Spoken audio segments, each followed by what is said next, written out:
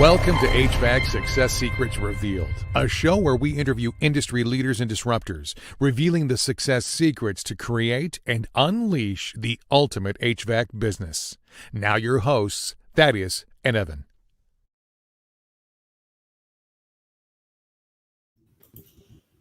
Hey, welcome back to another HVAC Success Secrets Revealed with Thaddeus and Evan from On Purpose Media, your HVAC marketing experts, where we have good conversations with good people, and any good conversation worth having is worth having drunk. So cheers. Stacy, thanks so much for joining us. I know you got to be productive after this, so no afternoon whiskey for you, and that is A-okay. So thanks so much for joining us. Absolutely. Thanks for having me. Awesome. So Stacy Fore is our guest today. Stacy is a co-owner with Triple Play Home Services down in OKC, well, Edmond, Oklahoma, just outside of OKC. But they are crushing it down there. Her and her husband, Mike, started the business in 2009 after he was laid off as a technician. He was far undervalued, I would say, at that company, especially given what you two have created now. But a blessing in disguise as you went off on your own. I know you started working still in your own career before jumping into the business full time and helping take over. But one of the things that really impressed me about your story specifically was having zero knowledge in the industry and just being an absolute sponge, absorbing as much as you could, not only in how to run the business, because you had a really strong skill set there based on your previous experience, but then coming in and learning the trade and being able to learn how to work on equipment and be a technician so that you could properly not only convey it to your staff and work with your team, but also be able to convey it to customers. And I think you've done an absolutely amazing job running a now multiple 7-figure business down in OKC. And we're super excited to have you on. Another quote unquote badass bitch in the industry, absolutely crushing it in OKC. So welcome, Stacy. And on pace for the best year ever as a company. Mm-hmm. Absolutely. Yeah, absolutely. Proud of me. Yeah, I'm glad to be here. Awesome. So why don't we dive right in? Your start in the trade, how you got into it, what attracted you to it in the first place, and your role specifically. Obviously, Mike was already in it, but what was it that really drew you to wanting to grow it and be a part of it? So interesting. I had a career like you talked about before, and Mike was working in the industry, got laid off on his birthday, if I forgot to do that, right? It's okay. Like you said, everything kind of happens for a reason. He said, listen, I can go take my contractor's test. I think I'm going to do that. And I said, okay, sounds great. You're a smart guy. Go do that. He passed it. And then he said, okay, we're starting a business. And I said, cool. I'm going to keep my day job for a while. See if I can actually still have to feed us, and we'll see how this goes, right? He did amazing for the first year. Kind of him, Jason Walker calls them Buck in a trucks or Uncle Buck in a truck. And that's kind of what Mike was in the beginning. Nice. And then after the first year, I just realized that I had all these talents that I was already using in my current career. And I loved my career, but why not use them to grow our business? So I retired and went to work with Mike. Amazing. Yeah. Retired into a 10-hour-a-day job. Or more. Yeah.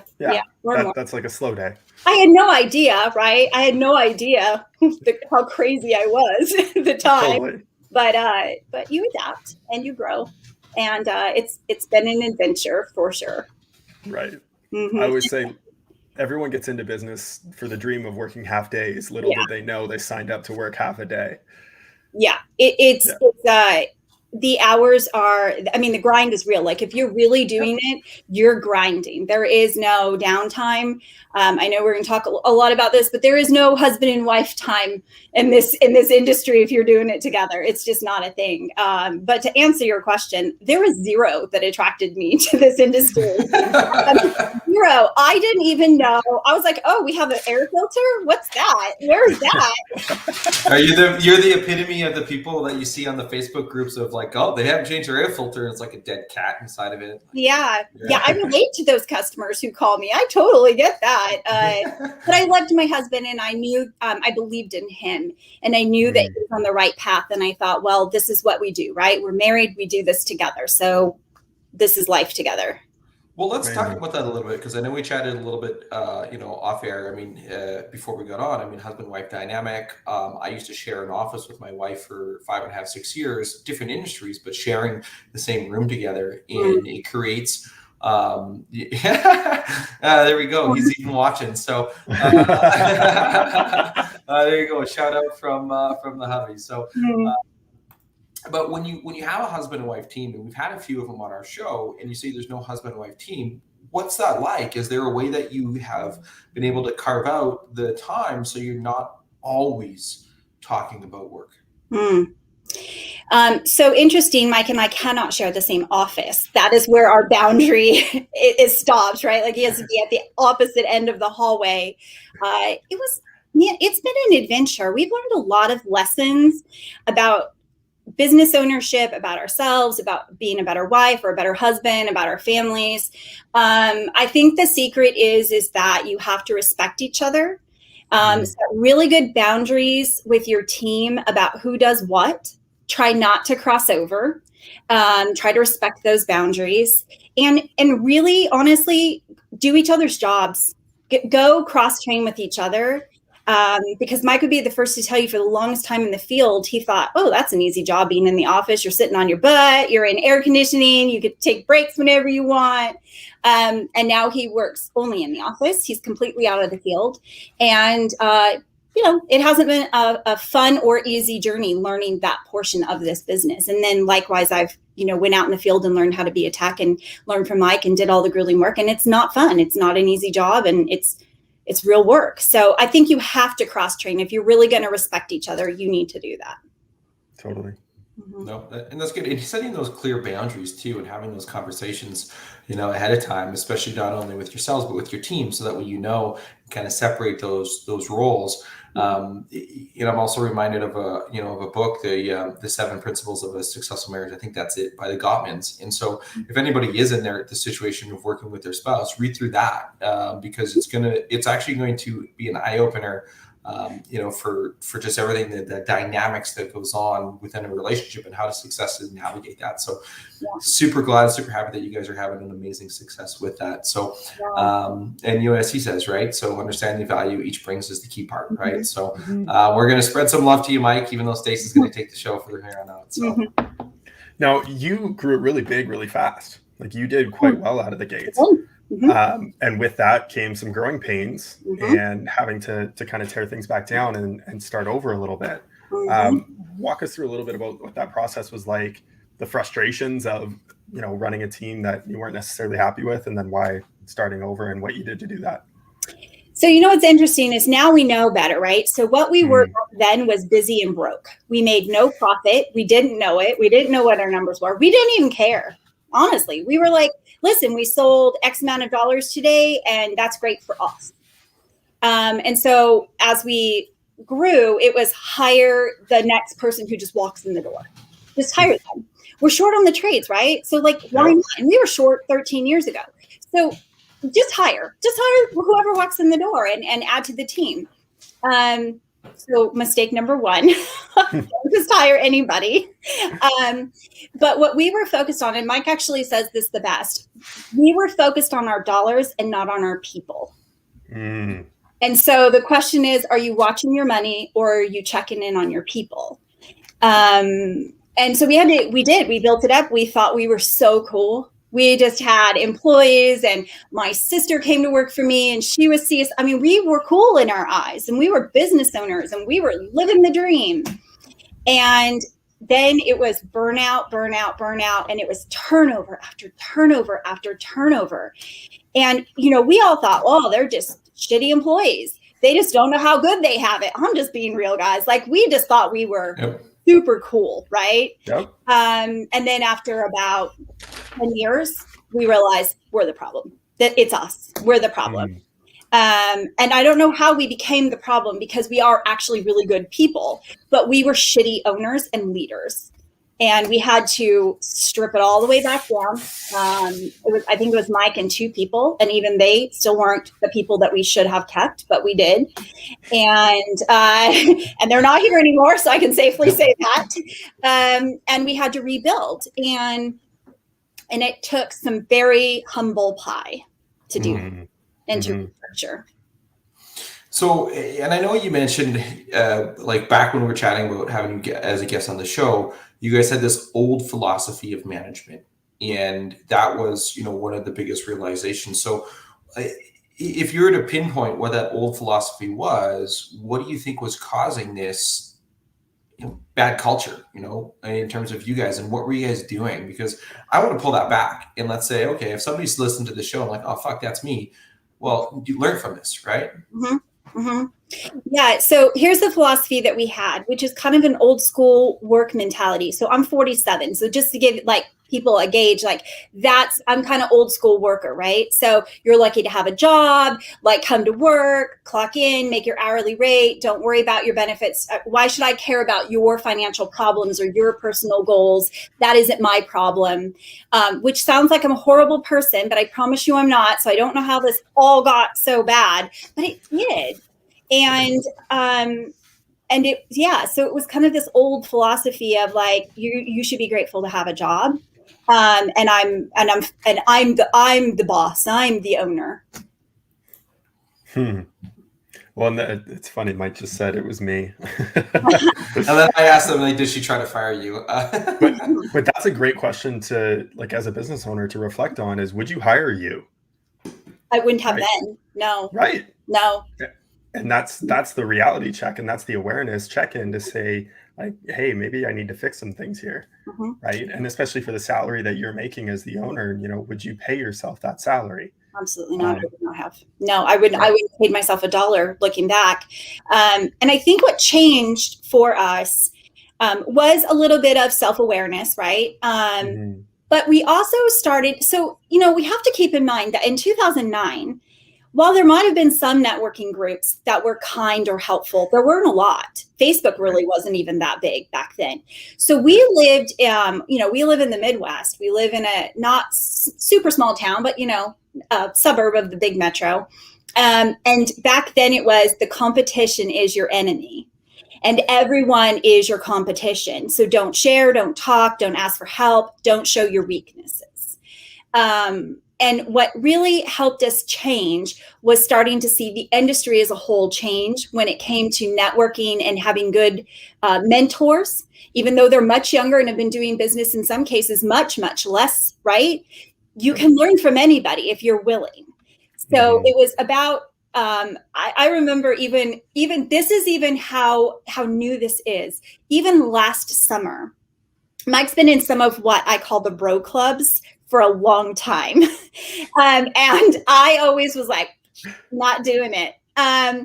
But last year I joined a couple, and even then I kind of had my ear and my eye kind of sideways. And I was yeah, what do they really know? They've only been doing it 3 years or 5 years or whatever. What do they really know? They don't know hustle.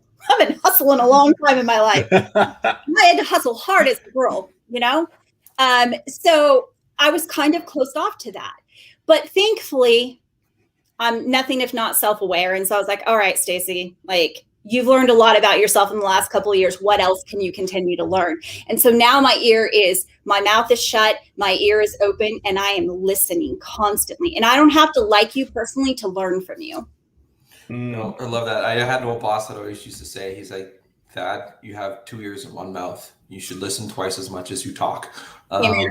Right. And for me, that's tough because I like to talk. I like the sound of my own voice sometimes, but it's a humble thing to be able to sit back and listen. I was listening to the book, Never Split the Difference. And it's an old FBI hostage negotiator. And he talks about, the people that are winning in negotiations are the people that are listening 95% of the time because they're listening to those concerns. And when you have that, now you can understand your people better. You can understand the processes better and everything that goes into it. It's just, and everything falls off of that. I do want to say, I know Victor mentioned in our group, Victor Rancourt, he said that you told him once that, Victor, you think you're all about hustle but I can out hustle you any day of the week. So I did tell him that recently. I also told him if he didn't behave, I'd bring the flip-flop to the table. So there's that too. I love that guy. I love that guy. And he's much younger than I am, and he's been doing it much less time than I am, but he is brilliant and he has great gold nuggets. And he's humble and he admits when he's wrong. And that's where we're at in our friendship. Yeah. Yeah. Well, and it takes recently there was another feud happening on Sunday in the HVAC world. And, one of the people said after, he apologized to the person, but it takes I mean, if you mess up, cool, great, admit it, but to actually own it and say that you messed up and apologize to those individuals, that's an even better person right there. So I do want to, I know you mentioned the bro clubs, and I want to touch on Lady Titans. I know that you guys are doing something special within the Lady Titans in building up, females within the industries, within the trades, in shedding light that you don't have to be a male to be in the HVAC industry or the home services, that you can be a female and you can be successful. Tell us a little bit about the Lady Titans initiative and what's going on there. So it started over a joke. So Lauren Vahe and Jessica Smith are fantastic friends of mine. They're in Massachusetts.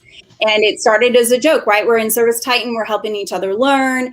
And it started out with this hashtag, "This is not a drill." Lauren posted it on Service Titan Masterminds. She tagged Vahe and she said, "Send Stacy in a Service Titan wrapped RV on the road so that we can get help and we can help people." And Vahe saw it and he said, "Okay, not the RV yet, but okay."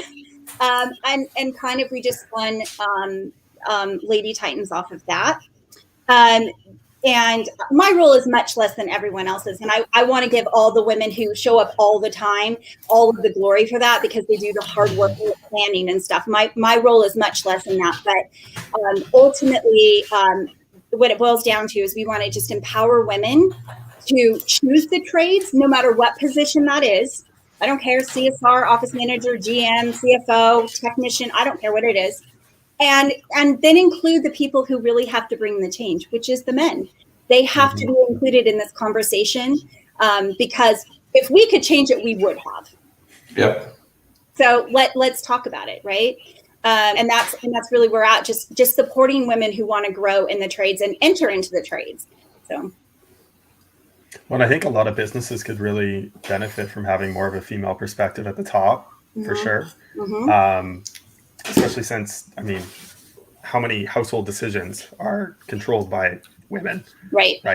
They're the ones that are deciding who to choose and who the sale is made to. And it's interesting when you actually study even the sales process, and this was a friend of ours that brought this to our attention. If I were to be in a sales presentation, and I used to do HVAC sales, sitting across from a husband and a wife, and I look at them both equally, he will say that I looked at them both equally. She will say that I looked at him more. If it's 70-30, she will say that I looked at them equally. He will say that I looked at them equally. Right. And so again, there's so many things that we overlook as men that we didn't think was a big deal, but that women notice. Right. And it's little things like that if more of us would pay attention to it and welcome that opinion in, I think it would dramatically change a lot of the outcomes within a sales presentation, within office dynamics, within society as a whole. So I agree. I think that, so Mike and I often have this conversation a lot, right? Because of Lady Titans and my platform with this. I don't want superior treatment. I just want equal treatment. That's it. That's all there is. I don't know who started this thing in the last week, but it was a woman on one of the posts, and she said, "We don't want to work in a male dominant industry. We want to work in an industry that's predominantly men." And there is a huge difference, but Mike and I have this conversation all the time. And, it is hard. We all have an individual map view of life. It is who we are. We can't change it, and we can't see someone else's. The smartest thing we can do is sit down, shut up, listen, and see if we can understand where they're coming from and kind of meet in this middle of this understanding. I wish the entire planet would take this advice at this point. But so it's hard for men to see this map view that women have because they haven't had it. And so it's kind of hard to understand it. So recently we were at some events, and Mike was like, "Wow, I kind of see it now." Because I said, do you see what happened? There was a female on stage that was called on stage, and there was a man called on stage. Do skit, no big deal. And the speaker was great, nothing against them. The female comes on stage, and the speaker asks her what her role is in the company, but he never asked the man. And I thought, and so she says, I own it, kind of like this weird thing. To this day, I still get calls all the time. Hey, I'd like to speak to the owner of the company. Oh, that's myself. How can I help you? Oh, and it's like, I know they started letting us vote too. It's kind of crazy, right? That's what I tell people, because I'm like, this is ridiculous, people. It's 2021. What are we doing? Yeah. So it's interesting. I think we just need to listen more and understand someone else's perspective, even though we can't actually experience it ourselves, and we'll get a lot farther. 100%. Well, and it comes back to what you said earlier, both off the air and even on, in one of your comments earlier, and that listening is your superpower. Right. Yeah. And I think if more people paid attention to that, and again, Thad's comment, 2 eyes, 2 ears, right, 1 mouth, and just being able to listen more. So I'm curious, how would one go about, in your opinion, improving that as a skill for themselves? And how do you feel that it's really helped you in working with your team? So it takes, if you're not a good listener already, this is going to take some practice. So you're going to need to ask some people to work with you and to hold you accountable for listening more of the time than you talked. So find some really good friends and people that you can count on and say, listen, I'm working on my listening skills, so hold me accountable when we're having conversations. So I feel like that's my coaching rule number 1. And I just love to sit with my team, and I'll ask a question, and I want to hear all the answers. And then I'm a coach also, so I also know how to ask clarifying questions and to mirror people. But that's a skill that you have to train for. I don't think I don't think humans are naturally inclined to listen more than they talk. So you have to be intentional about it. Set it as your goal. Remind yourself every conversation you have, Stacy, shut your mouth, open your ears, sit and listen, and ask for accountability at the beginning of that conversation. And the asking for accountability is a good thing too, because if you tell somebody like, hey, I'm really actively working on listening more, can you help hold me accountable to that? It's a massive piece. And people are like, all right, sweet. Now this person's, I'm going to help them. They're going to help me. And now you've got an even different level when you're having a conversation, on there. It's powerful stuff. And I know you mentioned the mirroring part. That's actually something from, Never Split the Difference. It is awkward as fuck when you start to try to imitate and do some of those things within a conversation, because especially for those that aren't naturally used to it, then it becomes a little bit more cumbersome. So practice it, because when you do, it makes a world of difference. Practice. Well, and it's something that you can practice in your office with your team, right? Especially in sales, like mirroring and matching are great rapport building skills, right? Because everyone comes in and says, oh, hey, yeah, I see you like fishing. Yeah, let's talk about that, even though I know nothing about fishing, right? Like, people see through the bullshit. But when you can have a conversation with someone and you lean in and they lean in, and you lean back and they lean back, and you're mirroring what their moves are, not in a mocking way, but in a subtle, polite way, it helps them feel connected to you. And what's really fun is when you start to lead them, when you cross your legs and then they cross their legs. Yeah. And now you're in rapport with them. Right. Yes, absolutely. Amazing thing. So that's the best coach trick ever, is when your clients are really in tune with you and what you're trying to say to them or pull out of them, really, when they start to do the mirroring themselves, because you're like, oh, okay, like we are symbiotic now, like we are having a great a moment, right? Or as Uncle Joe calls them, magic moments. We're having a great magic moment now. Love it. Absolutely. Well, you just went to Joe's event this last week in Vegas, correct? Yeah. Yeah. What were some of your golden nuggets that you took from Vegas? Oh, man. So I learned so many things, and I love all the people that came and the speakers. I learned so many things. I will say, Cristiano talked. I love Cristiano. He reminded us to be a 5%er, and I recently put him on Facebook and said, dude, I'm a half a 5%er. Like, I kick ass. Like, I've got a list going. And as my friend, I want you to know. And if you don't believe in no 0 days, you should, because that's actually a life motto, not just a dollar ticket motto. I think what I learned is I need to go see Tommy Mello's shop because that's fucking badass. And I want in that shop. So Tommy, seriously, I'm coming. And I learned if Tommy can sell $100 million in garage doors, why the fuck can I sell it in HVAC? But I also learned that it's important to remind people, like Tommy did for me, that we fail and those are our lessons, right? Like we're not truly successful if we haven't failed at something and learned and improved. Like that's just bullshit surface stuff that I just get out of my way. I don't even want to talk to you if you haven't failed at all, because I've done it masterfully and I can smell a loser coming. Like I'm like, oh, you belong to my club. And I also learned that I'm not branding my culture when it comes to recruitment very well. And Tommy also taught me that. And I don't want to belittle the other piece of yours because I learned all kinds of stuff, but we don't have enough time to talk about all of it. Yeah. Well, we'll definitely, I think, have to get you back on because I think we're going to go right up against our hour. So with this one, I mean, you said we fail and those are the lessons. And I'm going to shift back into that culture part of things because, that's what you said was your biggest failure was creating the wrong culture. And so I want to, ask you, Devin Harrison asked this question earlier in the show, what is your mission and vision? And is this how you built your newfound culture? So walk us through, what you did in terms of creating this new culture and how did you get rid of those bad actors? I mean, as simple as fire them, sure.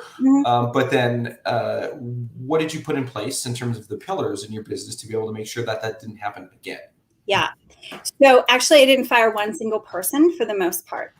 If you create a opposite culture that is contrary to what someone wants, they will leave on their own. They no longer feel comfortable in that environment, and that's on them. They all were given the opportunity to adapt and overcome and to stick it out.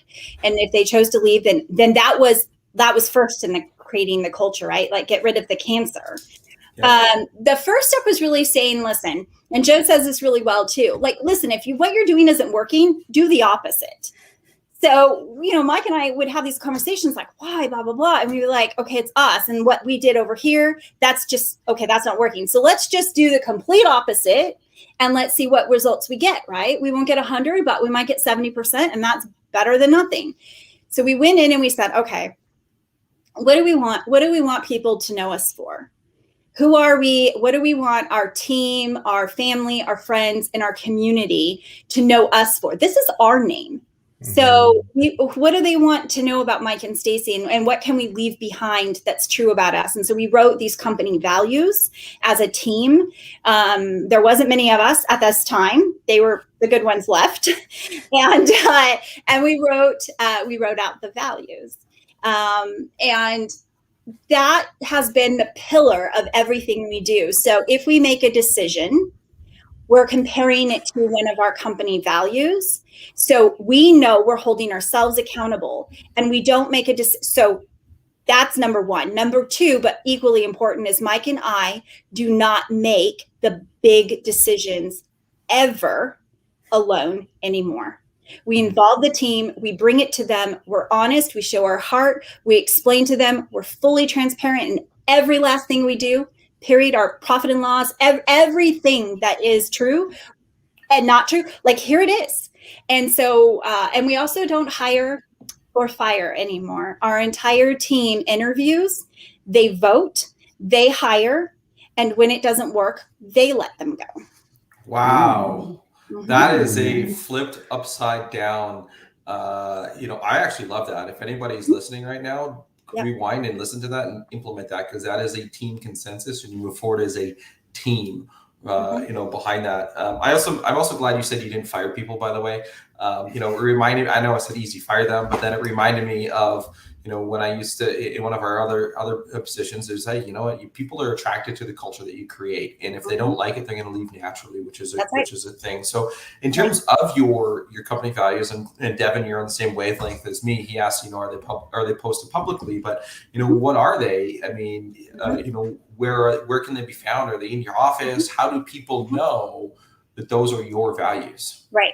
So if you know Brene Brown, you're going to understand this comment. There are no bullshit values. So they are loud and proud. So we did move shops recently. So I will say we had to get the new shop up and running and have the wall vinyl. So they're not quite up in the new shop yet, but they were up in our old shop. They were up front and center in our showroom. Our customers could see them. I mean, it was like 12 foot by 6 foot wide. It was huge. And, do the right thing, hold each other accountable, make it right. When you do something wrong, own it, live up to your principles and your values. Like there's, 16 of them, which sounds like a lot. And maybe I would suggest to someone that's just starting out, maybe not. I go big on everything. So maybe not go so big with 16, right? Start with 3. You can always add on later. I think this year I'm adding on this very simple statement, which is small battles build champions. Because every day we go out and we feel like we're making these little baby steps, but in the end we become champions if we just continue to hone the skills and be masters of that little thing. But yeah, they're loud and proud. Our website also just flipped. So note to self, get Lexi to put that on there, but they've always been public and they've always been bold in everyone's face. Yeah, 100%. And even on your About Us page does talk about them a little bit, but I would love to see them highlighted big and bold and just a massive banner of them everywhere. So many golden nuggets that I pulled out of that and cool reminders as well. A friend of mine, old friend from back when I sold Cutco as a college kid, John Berghoff, he runs a company now where they run appreciative inquiry. And what the philosophy is that you take the strengths of everyone within the group and you bring it out within an organization. So he's run retreats for BMW and just massive companies, right? And $100,000 to bring him and his team in to run these events and these facilitations. But he does exactly what you just did with your team, where it's bringing out the ideas from the team and collectively as a group, bringing together the strengths, the vision, the core values within the organization. So I love that. Also, this idea of meritocracy, and Ray Dalio talks about this in his book Principles. This is how he runs his organization, which is the largest hedge fund in the world, where they actually have a technology and an AI system now which tracks the way that people vote on ideas within his team. And so it weights their success ratio on ideas in individual categories. So kind of this idea of hiring and firing that you have within your team, right? Where you're weighing on the strengths of the team and allowing like Mike says, it keeps everyone accountable, right? And it allows you to really play to the strengths of your team. So I'm loving all of this. This is amazing. Yeah, I couldn't even tell you the last time I hired or fired someone. And we really haven't had anyone quit in 2 years. So I think that speaks a lot to the culture. And also when they're referring people over, right? When they're talking their friends into coming and working over. I truly, everyone says it that has it, and I don't doubt it at all. I know that there are some fantastic cultures out there in companies, not just in the trades, but everywhere. But they're my why. I don't want to do this without them. Like, I truly love them with every fiber of me, and they love each other. I actually asked yesterday, because I'm getting ready to do budgets, and I said, hey, I'm trying to be better about branding our culture, guys. Like, one of my takeaways, right? So yeah, I could list out all our benefits, that we have, but you tell me what I should put on there. Like, why do you stay here? Like, what is so cool for you? And one of our techs said, you get free text buddies. And oh, John, like, that's your way of saying, like, everyone is friends. They go hang out. I mean, they're always hanging out together. And I'm like, oh, wow, you guys are like playing video games together or hanging out or having barbecues, and wives have made friends and families are there. And I just could not be more, like, my heart is just full when I hear that. Mm-hmm. The old adage, right? Culture eats strategy for breakfast. Right. Yep.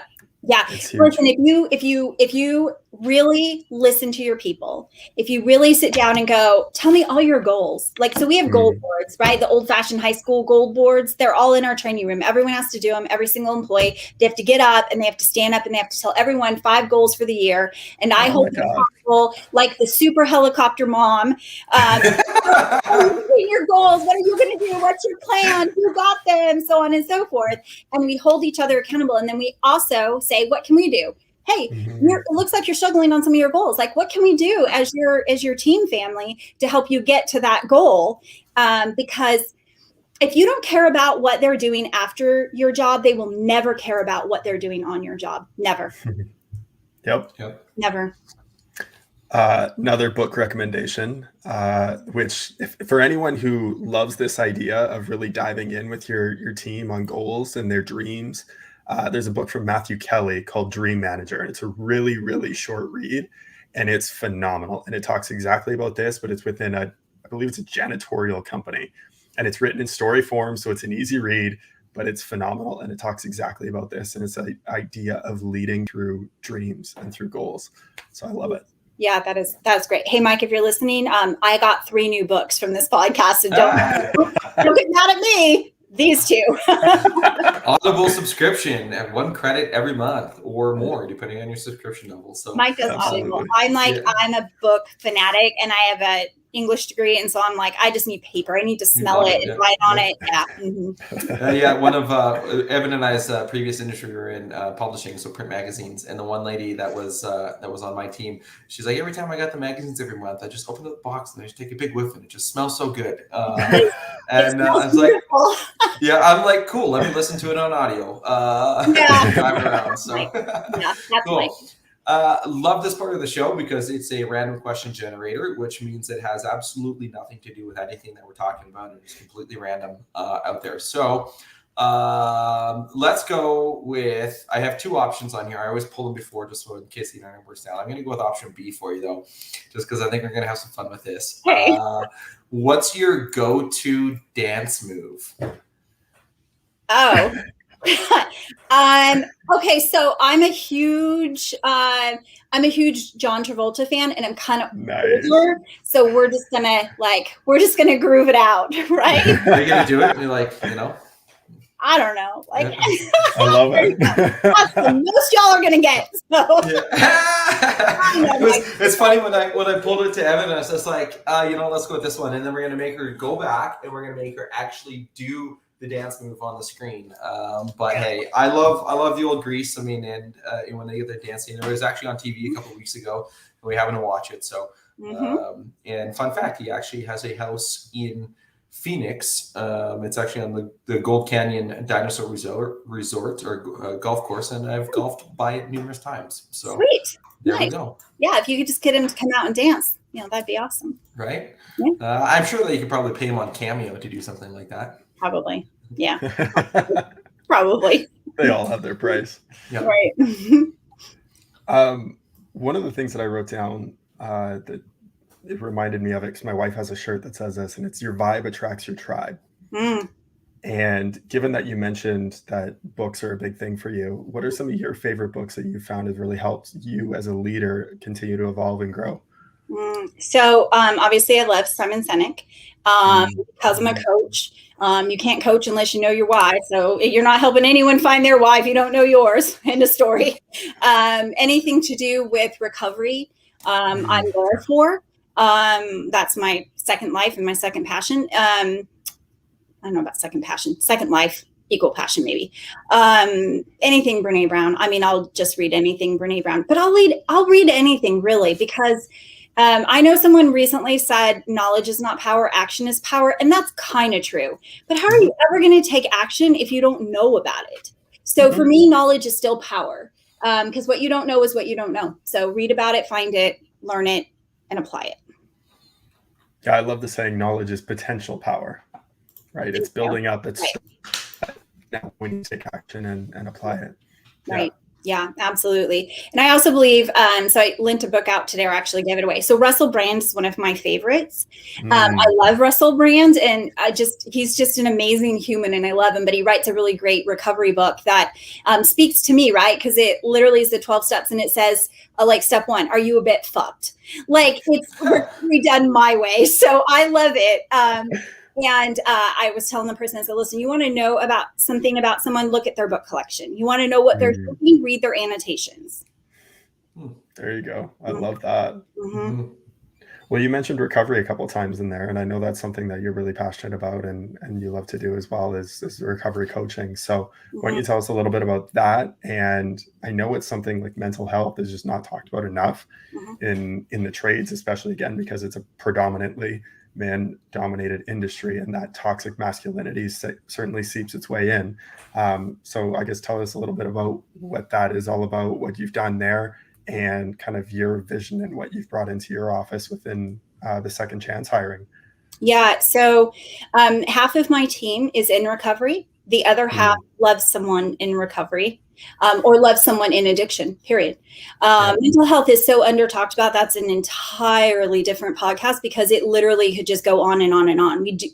I don't get it. I don't get it, but I've been doing it long enough to know that we don't get it. So listen, recovery is something that I didn't care about before 2018. I didn't really know much about addiction. Never really was in my family. I didn't have any trauma or anything like that. But my daughter, who was 22 at the time, married and had 3 kids, super small babies at the time, was getting sicker and sicker by the day. There was something wrong and I couldn't tell what it was. And so finally I just confronted her, and she was using meth. And then it switched to heroin, and she was gone for the last 4 years. I probably saw her a total of 5 times in those 4 years. And it's the most devastating experience that a parent can go through, short of losing their children. And I'm very blessed because my daughter is 6 months sober this month, and it took several tries, but that's okay. We just keep coming back for more hope. And finally it did stick. And so I decided that you could do one of 2 things. You could give up and kind of crawl in a hole and let it destroy you, or you could fight back. And anyone who knows me knows I'm not fucking laying down. And especially when it comes to my kids. So I just started networking and learning and researching and reading and going to Google and showing up at groups and meeting all these fantastic people that are in the recovery community. And I have lifelong friends I'll have forever on it. And what I learned is that we don't talk about it enough and we don't network enough about it, and everyone feels alone. And I'm determined to change that. And it doesn't matter how long sober she is. I'm determined to save every other child that some parent loves and is missing. So I decided, okay, I'm going to go get my coach. Let's learn how to coach people first and foremost, and then put the recovery with the coaching. And really, it's what I try to focus on the most, but mental health in general. So we decided to hire a full-time therapist that works. We pay a flat fee every single month for, and our employees can see her. All confidentiality applies. We don't even know who's seeing her and who's not. And it's a resource for them. They use it. They love her. She's amazing. Her name's Kenzie, and I just could not be more proud to be her friend. And since then, and we've introduced her to the trade, she's gotten a couple more companies have jumped on that board and used her for those services like that. And she's life-saving, because if they know and have a relationship with someone before a crisis hits, they will be more likely to use the resources when the crisis does come, and they will be that much closer to the help that they need. That, you telling that story gave me goosebumps, with everything there. And partly because of my own, in my past, some of my own addiction issues and recovery journey that I had with things that I've done in my life. And so having that on-site therapist, I think, is a massive, massive, massive, massive benefit. And I wish every company had something like that, because it's okay to not be okay. Absolutely. And you're not in it alone. And it's okay to say, I need help. Right. No matter who you are, no matter where you're at, no matter what you're dealing with, I need help. Reach out and have those conversations, because we need to erase the stigma of somebody saying, I need help with, my mental health. I need help with kicking, alcohol. I need help with kicking cocaine, with heroin, whatever it is. It's okay to ask for that. Whether that's you reach out to Stacy, and I know Devin asked if he can talk, offline on recovery. I'll send a message to the 2 of you so you guys can connect that. Reach out to me, reach out to Evan, reach out to anybody. Just ask for that help. You are not alone. Don't go through it by yourself. Right. Because here's a real statistic. 75% of Americans are affected by addiction, one way or another. And addiction-related deaths are the number one killer of people under the age of 50 in the United States. Hmm. Like, let's just talk about that for a second, because we just went through a pandemic. We're kind of still in it, right? It is still the number one killer of people under the age of 50 in the United States. Literally a plane full of people, about 160 people die every single day in America. And I often say this to people when I'm on my soapbox, which apparently you've got me on, that if we saw a plane go down every single day, in the second day, the FAA would shut our skies down. They'd be like, what the fuck is going on here? We've got to fix this. Mm-hmm. And I mean, the shoe bomber wasn't even in the United States, and we still have to take our shoes off here for it. So why the hell is our government and our officials saying to us, it's okay that 160 people die every single day the same damn way, and we're doing nothing about it? It infuriates me. So there's my soapbox. Soapbox away. Yeah. We just need to get the woke community on board, and then everyone will tune in, I guess. Yeah. Something like that. No, something that I wrote down was people don't care how much you know until they know how much you care. Absolutely. And when you put out a resource like that for them, that has nothing to do with bottom line sales and everything to do with them personally, and you know nothing about it. That's all you need right there. And what is it really like? If you're listening to this and you're thinking, oh my gosh, this must be so expensive. It is not. It is pennies on the dollar for the investment in the humans that you will get, because if they're not worried about what's going on, or they know they have a resource to help them solve that problem, they are now focused. They have that resource. So stop with the money. Stop with the money. Stop chasing your money and chase your people. It's an investment in your people. Right. You even said that it's an investment in the humans. Yeah. Without your people, guess what? You have no business. Unless you want to be just by yourself in a truck, sole owner operator, which, by the way, there's nothing wrong with that as a model, if that's the model that you choose. But if you have people, invest in your people, because if you look, your people matter first, right? Then it's your customers, and then it's your pocketbook. But guess what? If you care about your people and you care about your customers, guess what happens to your pocketbook? It goes bye. Right? But if you reverse that, you're going to run into issues, and you're going to have customers who leave you shitty 1, 2, and 3-star reviews, and you're going to have people leaving all the time, and you're never going to find good people who are bought into your mission as an organization. Right. Yeah. Yeah, that shitty culture that we started talking about. Yeah. Right. Culture. And I promise, once you start doing the right thing, once you start having these set of values and you make one decision, and they're not always going to be easy. I'm not telling you that it was easy. I'm just saying I did it. There were lots of conversations, and sometimes heated ones, that Mike and I would have, that were like, what are we really, do you really want to do that? And it was going both ways. But once you start making those decisions, man, they become like so crystal clear in the return that you're like, what's the next best? What more can I do? Because I see the change, and now it's just like second nature, right? That becomes your addiction. It becomes your addiction. It becomes your new habit, and you just have to take, feet over fear, right? Just do one thing. Find someone you trust. Find someone you like in the industry that's kind of your mentor, that you like as a human being, and ask them what they're doing right, and look at it and ask yourself, well, can I do that? Can I do that small thing? And then do the next thing and the next thing and the next thing. And before you know it, you're just, you're doing it off of muscle memory. I would also ask them what they're doing right, but what mistakes did you make along the way, and how did you learn from them is also an additional great question, because if you can compress time and eliminate learning mistakes, hey, you know what? Even better. Absolutely. Even better. Yes. Well, and that's exactly why we do this show, right? Is to compress decades into days. That opportunity to take your decades worth of knowledge, 13 years worth of knowledge of running a business, the pains, the struggles, the frustrations that you went through, compress that down so that a business owner now who's 5 years in, a year in, thinking about starting it in 6 months, can take that knowledge and those mistakes and apply it to their business and start off the right way.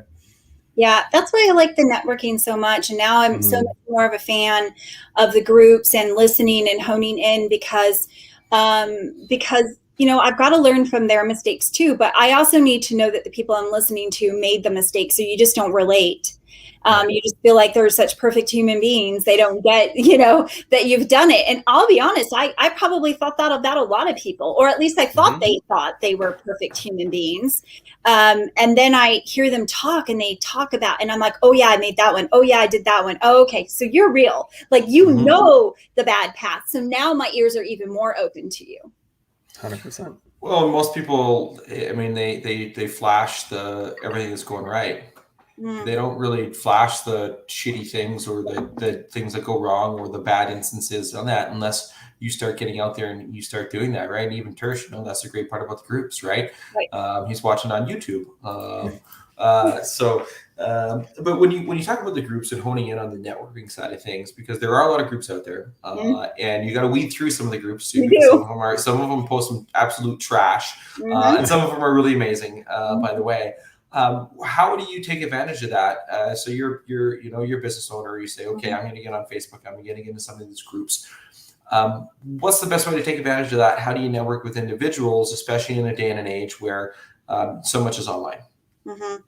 So I will say Mike's best philosophy that I love so much, and it comes a little bit from our faith background, right? But be better contributors than you are consumers. So that's a Mike thing. So if you're going to go on these groups and think that you're just going to take, read. Well, Mike has a really good point. Like, go on those groups, go on them and look at the ones that barely ever post or help anybody, and look and see how many responses they have when they ask for help from other people. People don't want to give back to people who just continue to take. We probably should be a little kinder sometimes, but they, contribute a little bit. So get in there, ask the honest questions, and read, evaluate, I mean, I have my go-tos for sure. I absolutely do. When I see the groups posting, I'm like, that's the person I listen to. That's the person that, okay, whatever. Like, keep talking. So you kind of have to be like, yeah, you win the comment section. Good for you. So moving along to the real info. And that's probably what I'm known for, but you just have to keep showing up, and you have to keep participating, and you have to keep reading and evaluating, and you have to contribute. Be someone who helps other people. So what you're saying is my standard GIF responses are just, adding to the fluff. I love GIFs, by the way, but hey, you know what? You gotta bring levity into that. But I think about the B&I, right? When you talk about that, the giver's gain, and they ram that into you, and so you have to give first, right, before you can then ask. And if you have that as part of your MO, you're going to have a better success rate. And, when you're in there, get in there, respond to the comments. People ask questions, don't just put GIFs, but also put GIFs or GIFs, however you pronounce it, right. But also put value comment on there. Right. So, right. Yeah. I mean, is it GIFs or is it GIFs? I don't really know. I don't know either, because I'm too damn old to have invented any of that crap or barely know how to use it. Don't forget on Instagram or Twitter. I'm like, everyone was so up in arms this last couple of years over Twitter. And I'm like, Twitter what? I don't even use it. So get off of it if you don't like the shit. I'm classified as a millennial because of the year that I was born, but I definitely do not identify with the majority of millennials. So I'm right with you. I don't even know what group I belong to. I was born in 1974. What group do I belong to? Is that the Gen X? Was that? Yeah, I think so. I don't know. Something like that. Same age as my brother. So yeah, you're good. Yeah, the really wise group. That's what we are. We're the really wise group. I love what John said here. The secret to living is giving. Just playing back to everything that you shared there, and also Leslie here. Saying the Fores are true servant leaders. Okay, so Leslie is my girl, right? Leslie, Jessica, Sarah. Sarah. Let's talk about Sarah for a second. Talk about a giver. Talk about a giver. That girl came out of nowhere in my life, and she just lit it on fire. Now, she will be the first to tell you I am probably tired of math in the marketing world. But she taught me math before marketing. But Lord, my head would hurt sometimes because she gave so much all at once. And I was like, slow your roll, my sweetness. I can't learn all the marketing in one thing. But I mean, talk about a giver. Like, seriously. Yeah, Yeah. absolutely. Totally. I think there's some great females in the Lady Titans group that I definitely want to get on our show as well. But it's funny that you mentioned the math before marketing, because I wrote that down in my notes. I know that she was mentioning that in the group when I said, "Hey, you're coming on the show today." Yeah. What is math before marketing? Walk us through that.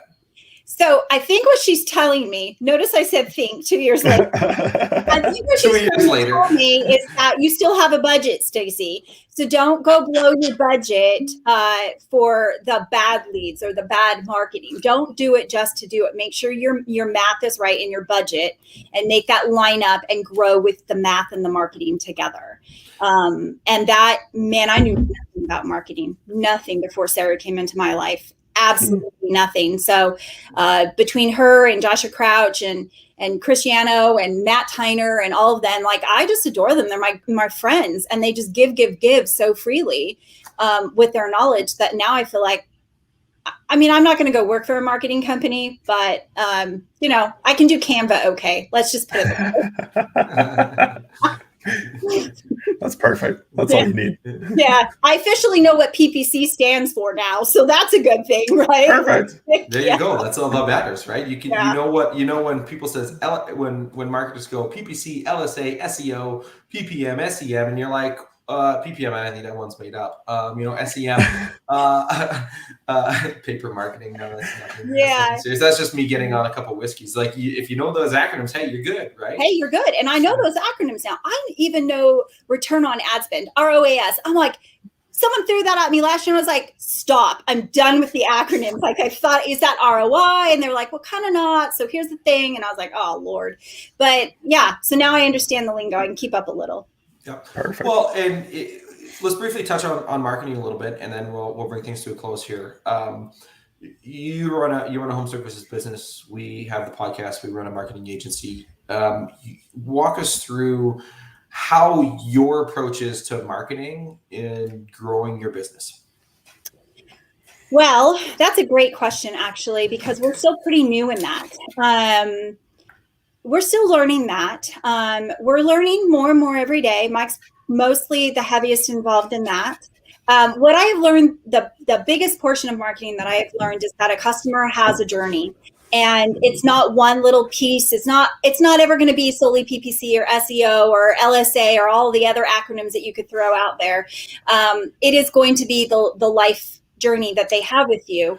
And so that's where I'm focused now, is how do I focus on new customers and then, of course, my current customers, and keeping them engaged with us in our brand in a meaningful way, the way that they see it every single day. Billboards, radio, TV, that's what we're moving into next, because we're doing all the other things. So the next thing has to be billboards, radio, and TV.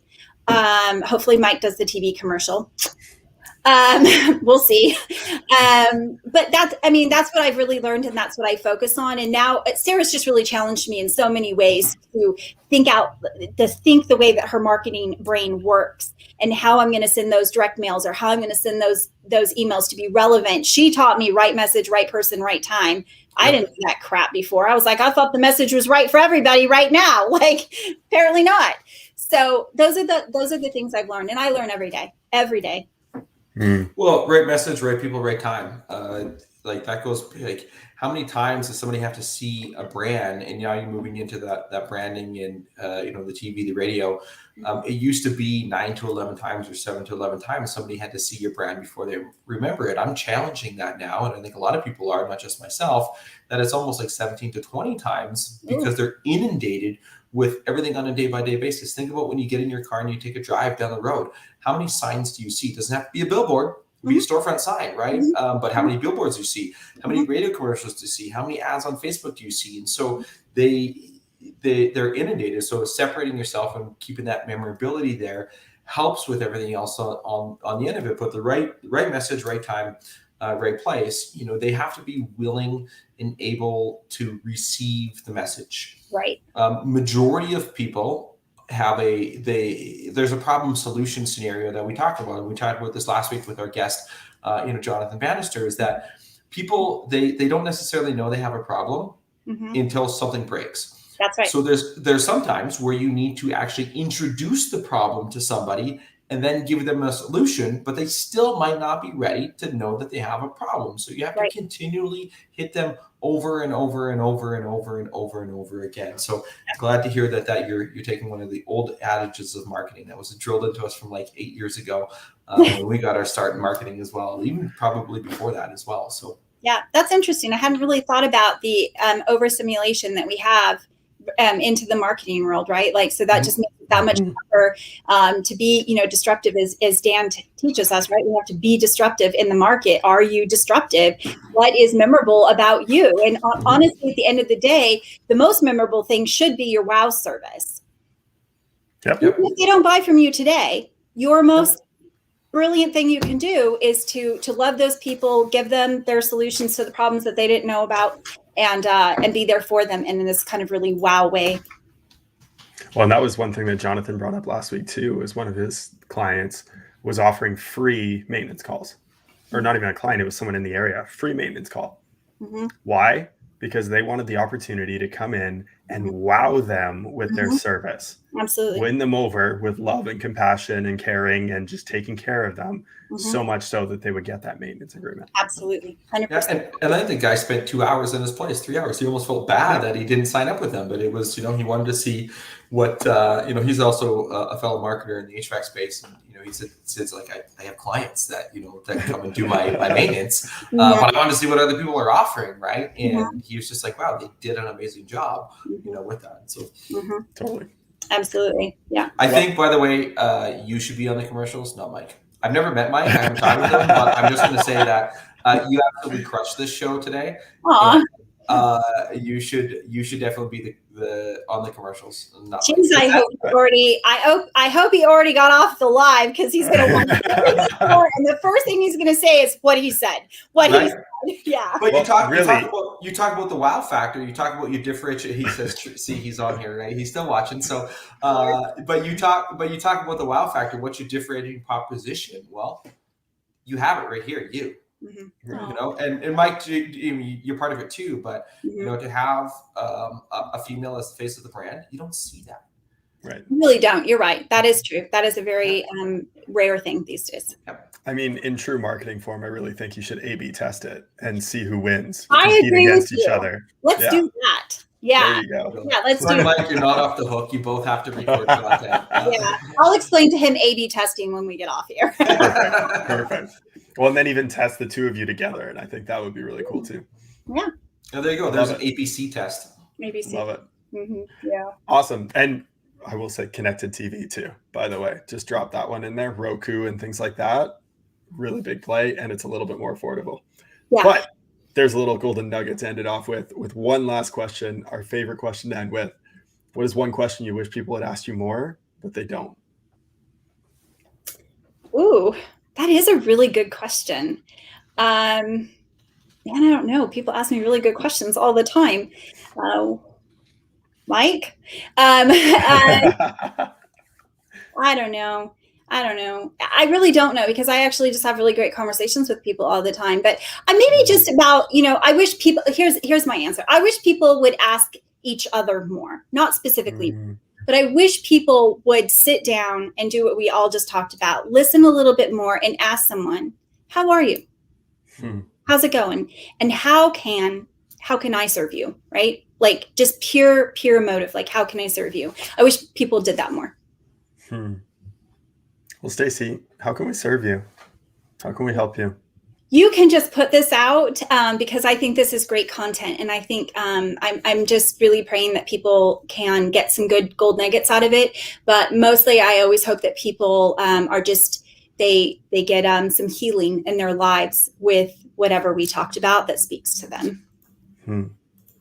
Well, I know that through the live stream itself and through the interaction here in the chat, it has been phenomenal. You've definitely touched a lot of people. And I know we've had upwards of 30 people on live with us today. Plus, there's going to be many, many, many more that watch it throughout the next couple of weeks. So I do want to say thank you so much for sharing your gifts with us today, doing a little bit more talking than listening, and sharing all of your wisdom. So thank you so much. Thank you. I really appreciate it. Thank you. Thank you. Till next time. Cheers. Cheers. Bye. Hey, thanks for watching another episode of HVAC Success Secrets Revealed. Before you go, 2 quick things. 1, join our Facebook group, facebook.com/groups/HVAC Revealed. The other thing, if you took one tiny little bit of information out of this that was a golden nugget for you in your business, all we ask is for you to introduce this show to one person on your contacts list. That's it. That's all. One person. So they too can unleash the ultimate HVAC business. Until next time, cheers.